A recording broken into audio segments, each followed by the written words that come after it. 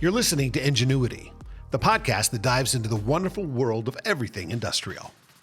From the birth of the first combustion engine to breakthrough hybrid power technologies, Engineuity examines just about everything the industry has to offer.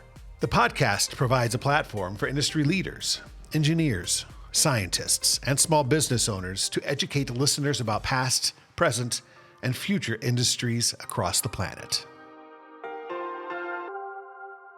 Well, welcome to Engineuity Episode 7. Today I'm joined by Elisa Wood, Editor-in-Chief of Microgrid Knowledge. Elisa, if you would, can you give us some background just on yourself, your involvement with Microgrid Knowledge, and give the listeners just a brief overview of what Microgrid Knowledge is and kind of the scope of your publication? Sure, thanks. And it's great to be here, Zach. Thank you so much for having me. I appreciate it. So I have been writing about energy for about 30 years. I've written about all facets of the power industry. And about 10 years ago, following Superstorm Sandy, I started turning my attention to microgrids. The name started popping up. It sparked my interest. I had a publication at the time called Energy Efficiency Markets. And every time we wrote about microgrids in that publication, we suddenly saw a traffic spike. So we said, I think we better check into this some more. And so sure enough, that was when the interest was beginning to, Superstorm Sandy was really the impetus for the movement toward microgrids. And it's accelerated at that time, it was, in response to a disaster, power outages, massive power outages. That continues to be a big impetus for microgrids. But as I'll talk about later, the drivers are broadening. So Microgrid Knowledge is a news and information website. We are devoted to all things microgrid. It's one portion of our business, the web magazine that you see online. Two other parts of the business, or we actually have three other parts of the business. One is an advocacy organization called Think Microgrid, which works on the government side. We have a content creation business called Real Energy Writers. And we also have a conference, which I know you're familiar with. We do an annual conference, various places throughout the country, different places each year. Very good. I will say the web publication and the newsletter is prolific. You guys put out quite a lot of content. There's lots of good content weekly or more than weekly usually, and we'll get into some of the specifics down below, but some of our listeners may not have a good understanding of what we mean when we say microgrid.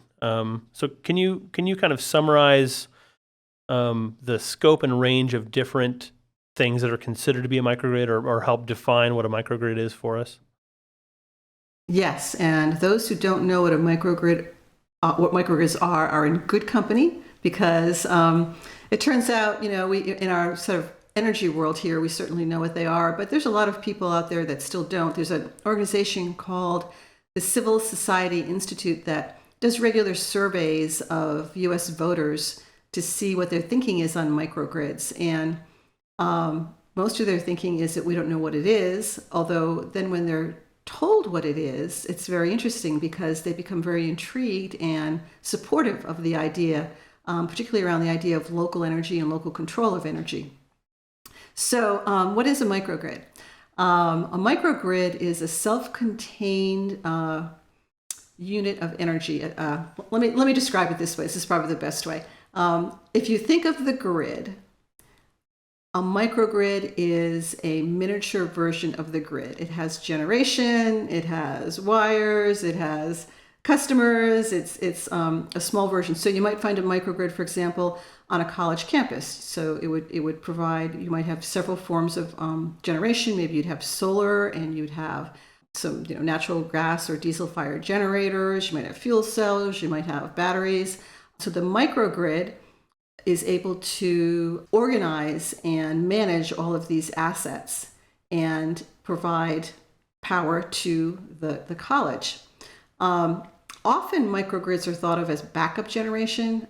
They're a lot more than backup generation. They certainly do serve as backup generation during a power outage, but most microgrids in the United States are also connected to the grid all the time. So a microgrid isn't just for when there is a power outage. It's an energy source used by its host and by the grid 24/7, 365 days a year. So the microgrid will provide services to the grid, or maybe provide energy or take services from the grid, depending on what's sort of best for the host price-wise at the time. So I think the key component there is that they can disconnect from the grid when needed. So for, say, disaster preparedness, right? The microgrids can disconnect from the whole grid and act as just a local generation source for just what's connected to the microgrid. Is that always Exactly. true? Okay.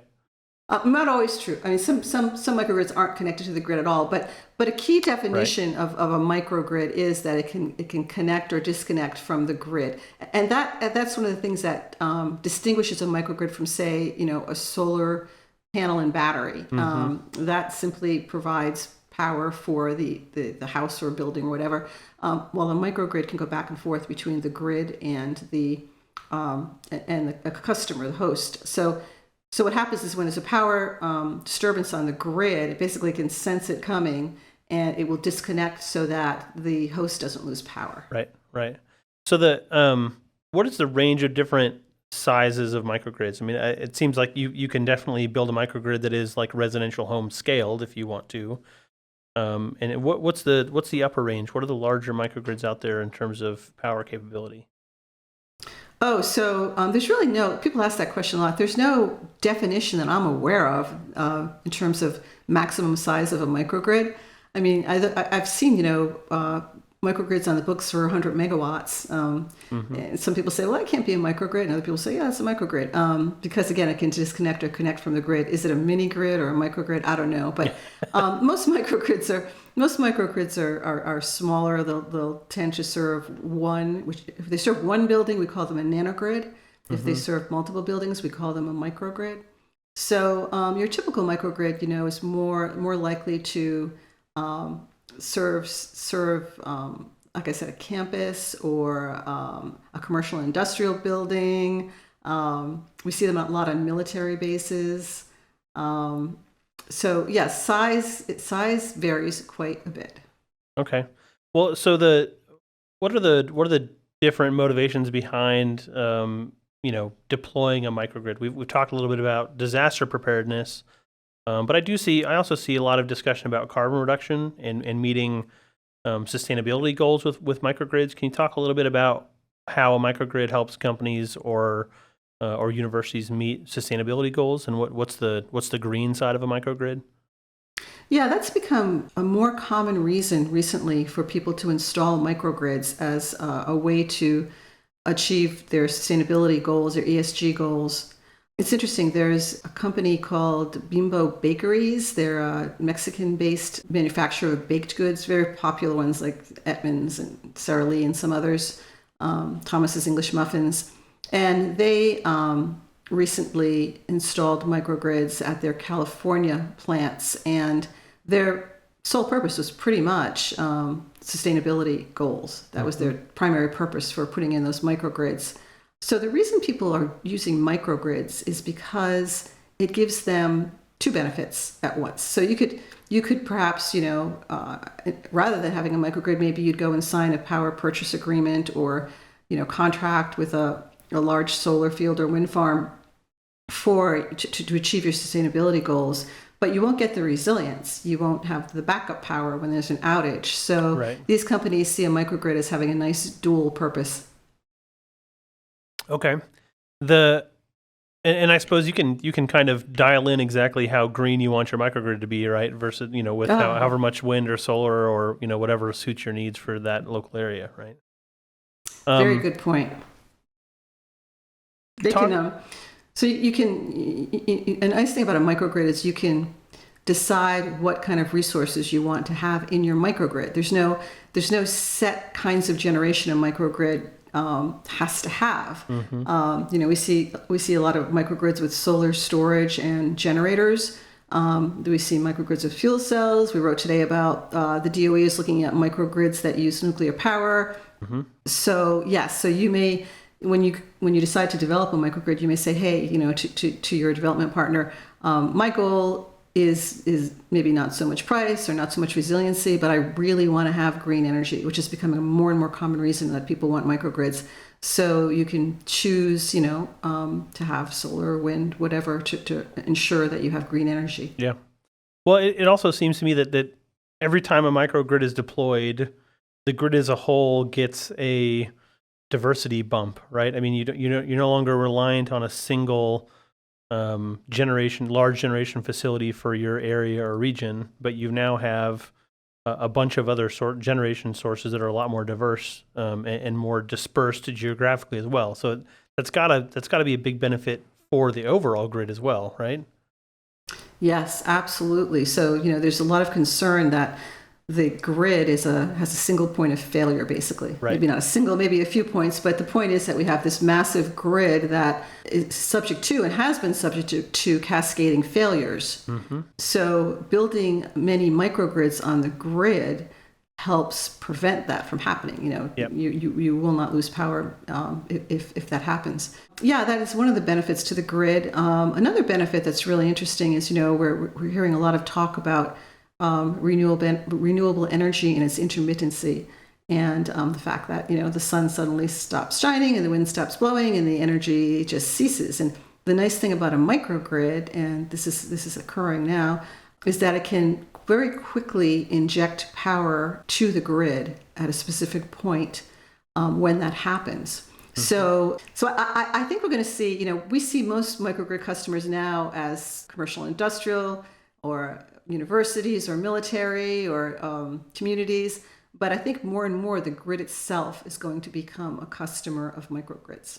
Yeah, I think so too. And there's a lot of that benefit and diversity, but a not insignificant technical challenge to manage all that, right? in terms of the interconnections and making sure that you don't have microgrids connected to the grid that are causing harm or damage or It takes away their ability to regulate the grid in a way, right? So that they got to imagine that's pretty tightly controlled by grid operators.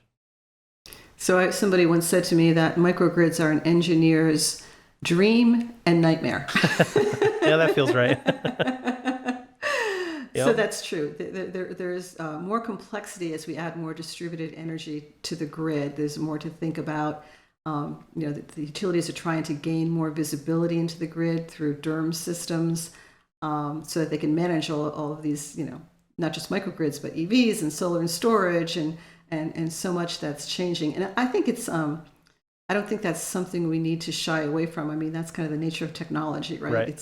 It adds complexity with increased benefit. Yeah, so. Yeah, absolutely.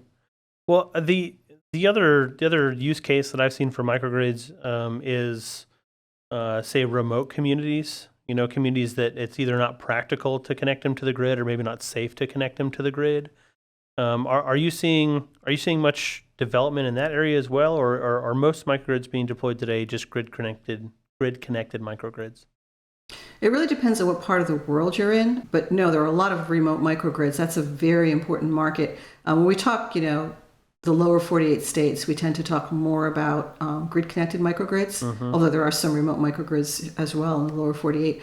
But, islands, they're ideal for islands, for places like Alaska, remote places in Alaska. You find a lot of microgrids there. Mm-hmm. You find microgrids in, mountain towns. You find them at the end of transmission lines where it's just too expensive. We've written about sort of luxury residential communities in rural areas that are being built, and it's just going to be so expensive for them to bring a transmission line out to that area. It's less expensive to have a microgrid, so they're building microgrids instead. Interesting. So remote, and the other way we hear a lot about remote microgrids is in the military. The military itself is a very interesting microgrid customer. I don't know if you're aware, but the Army has set a goal to have microgrids on all of its bases by 2035.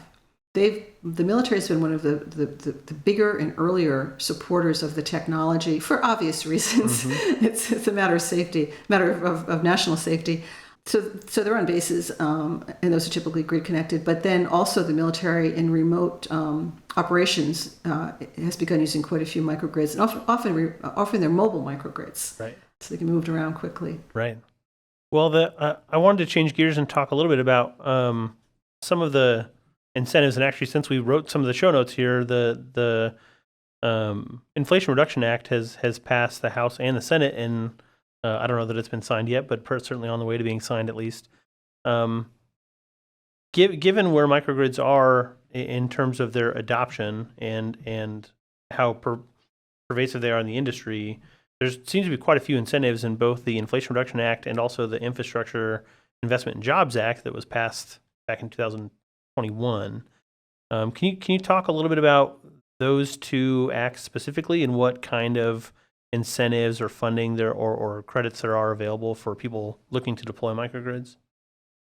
Yes, and by the way, it was signed by President Biden Tuesday. So perfect. The Inflation Reduction Act is now law, and the microgrid community is very excited about that. Yeah, so these two bills together are really going to boost the industry. The Infrastructure Act, there's $50 billion for programs and technologies that improve resilience, $65 billion for grid improvements, $17 billion for ports, and ports are becoming an increasingly interesting customer for microgrids. Mm-hmm. And another very interesting one is airports, and there's $25 billion for airports, so we expect to see some of that going to microgrids as well. The Inflation Reduction Act is wow. There's a lot here. First of all, for the first time ever, there is a tax incentive for microgrid controllers, which was the brainchild of Congressman Jimmy Panetta in California. And what distinguishes a controller? Is that just like an operator or owner of a microgrid, or is a controller a specific role? A controller is the technology. I'm sorry. The controller is it's the hardware. It's hardware and software combined, and okay. it allows the microgrid to disconnect and connect from the grid. That's the key piece of technology that a microgrid has that makes it a microgrid. But there's also quite a bit of money or tax incentives for components within microgrids. For example, solar and storage for the first time, and other elements of the generation aspect of the microgrid. All of this together, some folks have calculated that this is going to bring down the price of a microgrid, depending on the kind of microgrid that you have, between 10 and 50%. Wow. So it's really very significant, and the industry is gearing up to do a lot more microgrids now. Of course, there's always this kind of lag time. I remember when the ARRA money passed during the Obama administration. Everybody was very excited, and then nothing, because then Treasury has to come and interpret the law. And you have to do all the rulemaking and everything else, right? Yeah. There's always kinks and confusion, and so I think, we're going to see a lot more microgrids as a result of this law. It'll probably take a few months before we actually see things kick into gear, though.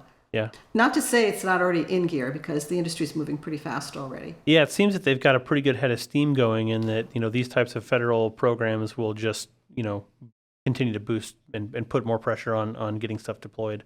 And it's really crucial because, the weather is getting worse. We're getting these wildfires, we're getting the freeze in Texas, all these things that have happened recently, the hurricanes that hit the East Coast. It's the worst. I always feel so bad when I'm writing about one of these events and people are saying, if only we had a microgrid. Well, you could have. Well, I feel this is just me pontificating, but I feel that there's been a lot more awareness from individual consumers about where their power comes from and about how it's delivered to them and how it's generated and how the grid is interconnected and tied together. And a lot of that's because people are impacted by these natural disasters, right? You get a freeze in Texas and the entire state goes down, and you have wildfires in California, and there's more and more about it in the news. And so I think there's just a better general awareness of where power comes from, whereas in the past, a lot of times, like, I don't care as long as the light turns on when I hit the switch, just let the grid do its thing. But I think there's a lot more involvement. And certainly the green movement has pushed a lot of that too. We get a lot of discussion about electrifying equipment, electrifying cars, only reduces carbon as well as where you're getting the power from. If you're still getting your power from a coal plant, then it's not as great of an impact as you might think it is. Not burning gasoline. So I think I think that will continue to drive things. I think there's legitimate incentives, and people are interested in getting their power from a clean source or a resilient source, or ideally both, right? Oh, absolutely. I think that's so true. It's funny. I'm old enough that I remember going to parties and I'd tell people what I did, and then they'd like kind of, say, "Oh, excuse me," and leave. And now it's like I start getting pummeled with questions. People are fascinated, and suddenly there's a group of people around me asking questions. There's been a real turnaround in terms of awareness and interest in energy over the last few years, and I think you're absolutely right. It's because of these power outages are a big part of it. It's interesting. One of the things I find really fascinating about microgrids too, and this has kind of come out in some of the polling, is that people are intrigued by the concept. They like the name, interestingly. Mm-hmm. I think it's because it suggests something small and that they can control. And I think technology, our iPhones and whatnot have sort of led us to believe and understand that we can actually manage more of our lives and manage more of our technology. And energy is moving in that same direction. And microgrids are a very good example of that. Communities in particular, we see a lot of community interest in microgrids now. And it's not just because they're worried about a power outage. It's also because they want to have greener power. They want to have control over what they're using. So you're absolutely right. And yes, electric vehicles are going to change everything. And I'm seeing a fascinating convergence going on between the microgrid world and the electric vehicle world. And why that is, it's because people are putting in charging stations for their fleets. Mm-hmm. And sometimes they're running into some problems, and those problems are maybe they're in a city and it's the electrical system is very congested, and it's hard to get enough power through to power the fleets, and it involves trying to build infrastructure in a city, which is difficult and takes a long time and it's expensive. So a microgrid turns out to be a better solution. The other place we're seeing microgrids is, again, these sort of remote areas where perhaps now there's a gas station, but people are going to no longer need just gas. They're going to need electricity for their cars. Yep. And there's no transmission lines out there to that area, or not enough transmission. So again, a microgrid, proves to be the better alternative in that situation. Is there... There's been this concept of electric vehicles being a giant fleet of batteries that, why can't we leverage the storage in electric vehicles to provide some resiliency or some storage to the grid? And I know that some cars are now coming out with vehicle-to-grid capabilities built into them, although I don't know that that's really in any kind of wide adoption. But do you see electric vehicles and the storage component of electric vehicles being integrated or being able to be integrated into microgrids with vehicle-to-grid technology? Yes, and that's already happening. So we're seeing many new microgrids now include charging stations. And it's because of that vision that the car itself is going to become one of the assets within the microgrid in the future. As well as, without microgrids, the same thing's going to happen. We're going to see electric vehicles aggregated and used as virtual power plants to serve the grid. So I think that's one of the most fascinating things happening in energy now, that our car is going to become a power plant, and that we are going to have control over that power plant. And we're going to get the benefit of selling energy from that power plant into the grid. Or maybe just to charge our house, or however it's all going to work. As you said, the technology is still pretty new. Some people are doing it, but it's certainly not... go to Lowe's and buy it off the shelf kind of technology. I'm only aware of, I think the Ford Lightning is the first vehicle to hit the market that has vehicle-to-grid capability built in. Built-in support for it in its onboard inverter. So it'd be interesting to see where that goes in future years. I think there's actually two. I think Hyundai has a car too now out that does that. But because I was checking that one out. So yeah. I want to switch gears and talk about economics a little bit here. And I know the funding and some of the grants and tax credits of the recent legislation is probably going to change this picture, but for people that already have access to the grid, and they might not be limited by power in remote areas, right? Some of those end of line issues. What kind of payback time are they looking at to implement a microgrid? That seems to be a fairly significant upfront expense, right? You've got to buy all the hardware, and then you're going to get a return on investment over time. But what kind of payback windows are you seeing, or what's the range of payback windows that you see for microgrids today? Well, it's really all over the place because it depends on what kind of microgrid you have and Sure. how much the energy costs where you are. But the more common approach now is to use an energy as a service contract, so there's no upfront cost to the customer at all.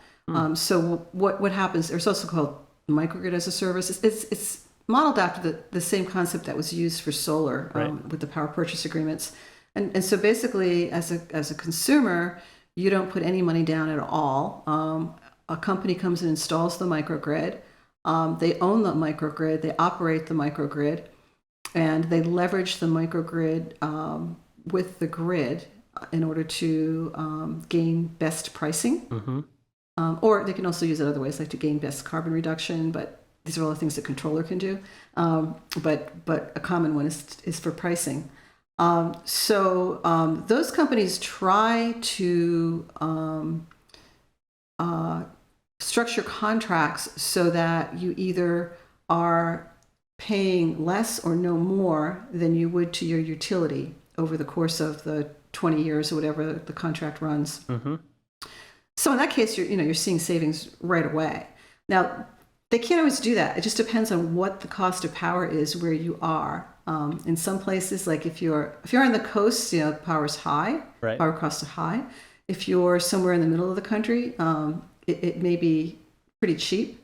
And so in those cases, people have a decision to make. Are they willing to pay a little bit more for the resiliency? Yeah. And often they are, because that's a big reason they want the microgrid.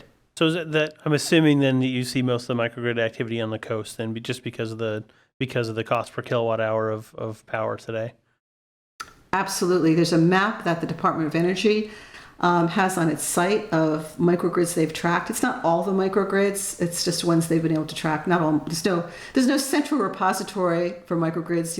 People are developing them privately and not reporting them anywhere, so we don't know how many there are exactly. But if you look at that map, it will show lots of microgrids on the East Coast and lots of microgrids on the West Coast, and a good number of microgrids in Texas, and then just a sprinkling throughout the other states. I think that's going to change, though, and I think what's going to change it is what we talked about a little bit ago, that as we integrate more renewable energy into the grid, we are going to need a way to manage the intermittency of that renewable energy, and microgrids are going to be a way to do that. And if you look at the middle of the country, that's where most of our renewable energy, our big, wind farms are being built. And so I think we're going to see, because of that, we're going to see more movement toward the middle of the country. And then the other thing is, you get places that have been hit by tornadoes, and they suddenly are interested in microgrids afterward. Somebody once said to me, if you want to know where the microgrid market is going to go, follow the carnage.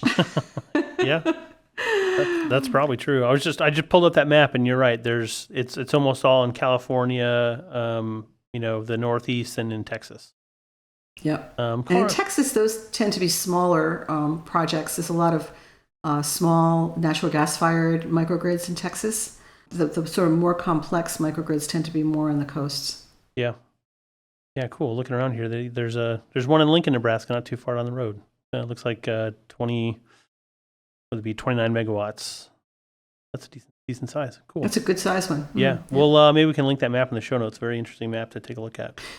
That could be. There's a utility microgrid in Nebraska. I'm wondering if that's it. Yeah, LES is the local utility in Lincoln, so that's probably the one. Yep. Can you tell us about your conference a little bit? I've not been able to attend so far. We've had some other people from our company attend, but I have watched. You guys do post all the keynotes and the presentations online, which is really great if people want to go check those out. But what's the main thrust of the conference?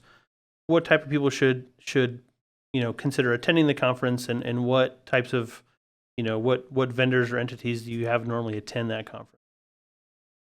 Yeah, so we consider it the industry conference for microgrids. It's the largest conference in the country for microgrids, I think the world actually. And so we are, it's an educational conference.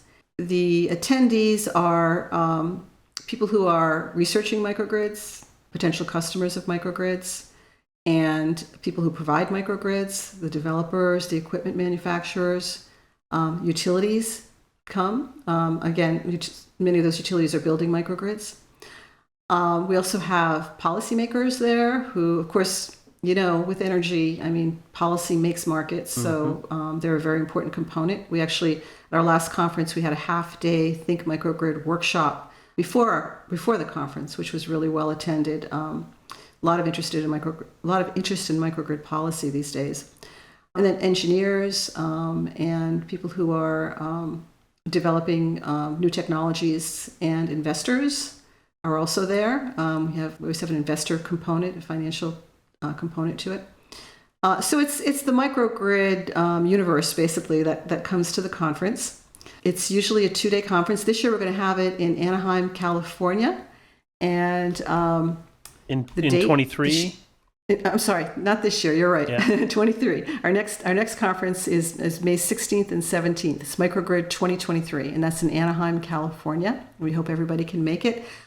We do, as you said, we did last year record the conference for Microgrid 2022, and if anybody's interested in taking a look at that, all of the conference, all of the panels are up on the Microgrid 2022 website. It's all free. You can just basically attend it virtually. Yeah, I think you just have to register an account, and then you can get access to all the presentations.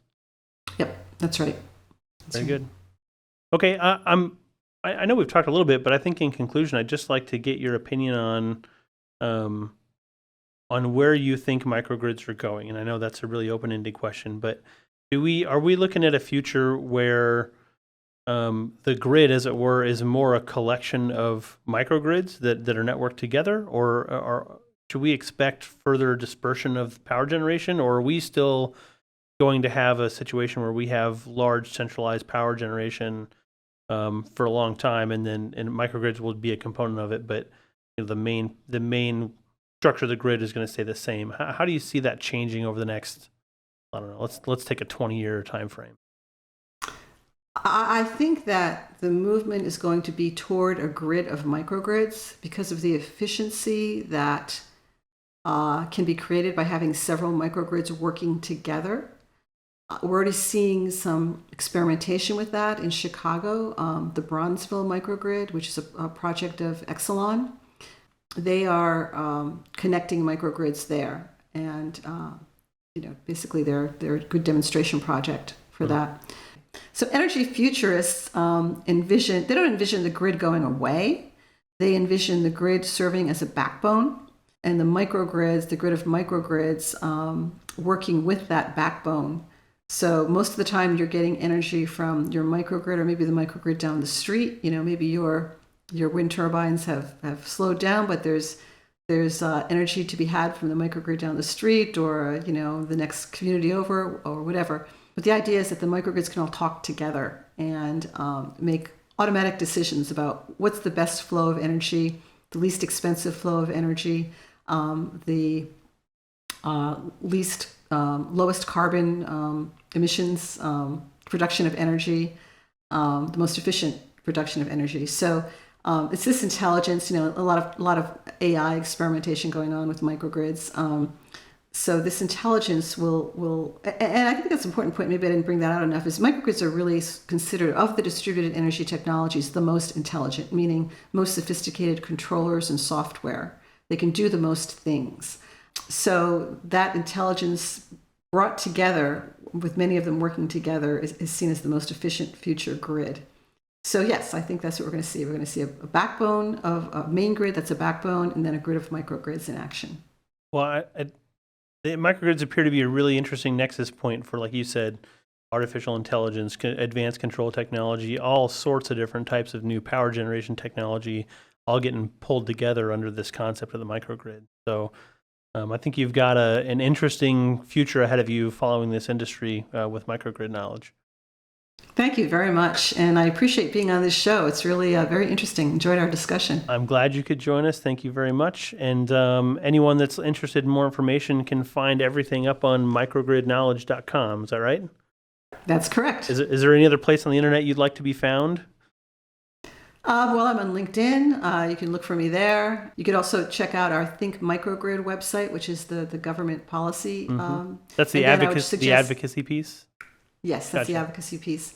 And then I would also just suggest we have a separate website for our conference, Microgrid 2022. As I said, you can go look at microgrid2022.com to take a look at those last May's sessions. Yeah, very good. Elisa Wood, Editor-in-Chief of Microgrid Knowledge, thank you very much for joining us today. Thank you, Zach.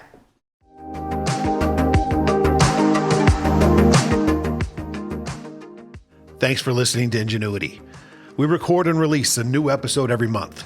Be sure to follow us at Engineuity Podcast on Instagram for updates about future episodes and industry news.